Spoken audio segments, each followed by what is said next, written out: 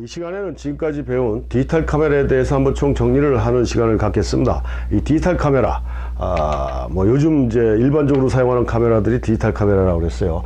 디지털 카메라를 선택하는 데 있어서 제일 중요한 게 크롭 바디냐, 풀프레임이냐, 이거를 기준으로 많이 한다고 그랬죠. 그래서 크롭 바디는 크롭 바디대로의 장점이 있고, 풀프레임은 풀프레임대로 장점이 있다. 실질적으로 크롭 바디가 풀프레임에 비해서 이미지 퀄리티가 크게 떨어진다라고 단적으로 얘기할 수는 없다. 경제적인 면에서도 그렇고, 망원 렌즈를 사용하는 효과는 풀프레임보다는 크롭 바디가 훨씬 더 효과적이다 라고 제가 분명히 이렇게 말씀을 드렸고요. 또 디지털 카메라는 이 모델이, 그러니까 신형 모델의 주기가 굉장히 빠릅니다.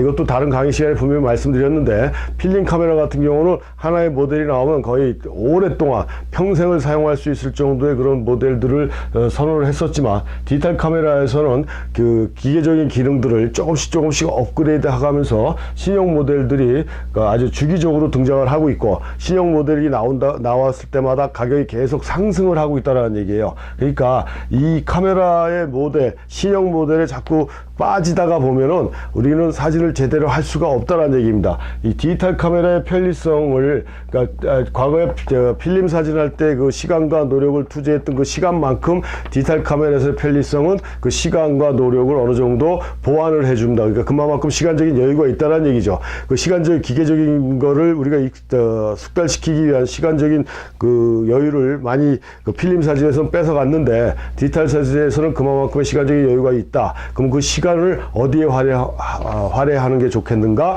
그 내가 찍고자 하는 사진적인 대상을 파악하고 연구하는 데 투자를 한다라고 그러면 디지털 카메라만큼 좋은 시스템은 없다라고 볼 수가 있습니다. 근데 이렇게 자꾸 조그만 미세한 부분의 그런 장치에 대한 업그레이드를 계속하면서 신형 모델이 나오다 보니까, 그 디지털 시간의 그런 편리성만큼의 남은 시간을 그 내가 찍고자 하는 대상에 대한 연구나 관찰을 하는데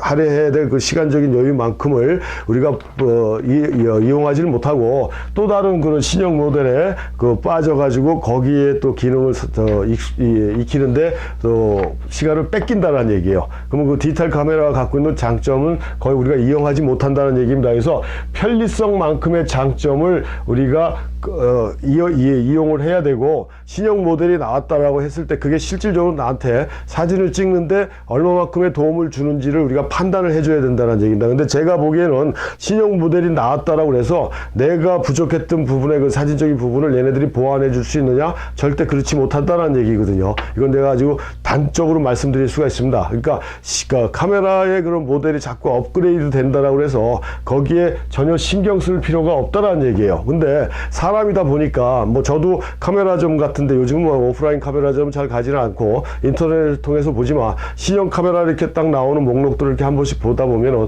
이거 한번 괜찮은데 사고 싶다라는 생각을 갖고 있습니다. 사람이다 보니까. 근데 사진을 처음 하시는 분들이라든가 이제 막 사진에 빠져가지고 아주 그냥 헤어나지 못하고 너무 좋아갖고 헤어나지 못하시는 분들은 새로운 장비를 보게 되면 막 갖고 싶은 충동을 막 느낍니다. 카메라를 사든가 저 렌즈를 사게 되면 내가 잘못 찍는 사진을 좀 더 잘 찍게 만들어줄 것 같다라는 그런 착각에 빠지게 돼 있죠. 그래서 보니까 장비가 나올 때마다 계속 업그레이드 하시는 분들이 있어요. 업그레이드 하는데 실질적으로 그런 분들이 사진이 발전이 있느냐? 전혀 발전이 없다는 얘기입니다. 그러니까 제가 디지털 카메라 설명하면서도 말씀드렸지만, 카메라 바디는 중간 형태의 보급형으로 사시는 게 가장 좋고, 특별한 목적이 없는 한 풀프레임이나 크롭 바디 중에 내가 내 상황이나 내 환경에 맞는 걸 구입을 해주시면 그거보다 좋은 건 없다. 또 이거 있고요. 요즘은 DSLR이라는 게 기본적이지만 미러리스도 또 있다라고 그랬지 않습니까? 그래서 SL 카메라보다도 좀 소형 경량화돼서 휴대하기가 편리하다라는 그런 특징을 갖고 있는 게 또 미러리스이기 때문에, SLR이 전문가용이고 미러리스는 아마추어용이라는 그런 생각은 또 버리시고요. 거기에 맞춰서 미러리스가 내 사진에 적합하다 그러면 미러리스 카메라로 구입을 해주시는 것도 또 하나의 방법이라 이렇게 볼 수가 있습니다. 그러니까 남들이 서로하고 남들이 좋다라고 하는 카메라가 꼭 나한테 좋은 거는 아니라는 얘기예요. 그러니까 제가 다른 시간에도 말씀드렸지만 사진을 어느 정도 이해한 상태에서 내가 필요한 장비를 구입하는 게 가장 최선의 방법이라고 말씀을 드렸죠. 그래서 이렇게 디지털 카메라는 그 필름 사진하고 틀리게 그 시간의 변화에 따라 계속 새로운 장비가 출시되고 만들어지고 있는데 거기에 현혹되지 마시고 내가 준비한 카메라 자체가 가장 좋은 카메라라는 생각을 갖고 일단 대상에 대한 연구나 대상에 대한 관찰에 시간을 더 투자하는 게 가장 좋은 방법이다 라는 거를 강조해서 말씀드리면서 이 디지털 카메라를 구입할 땐 뭐 제가 지금 이렇게 말씀을 드리고는 있지만 그 실질적으로 구입하는 사람들한테는 큰 도움은 되지 않을 거라고 보고 있습니다. 근데 뭐 일단 제가 말씀드린 요 기준을 바탕으로 해서 카메라를 구입을 하시고 거기에 따른 렌즈를 구입을 하셔서 사진을 한다라고 그러면은 크게 문제는 되지 않을 것이다라고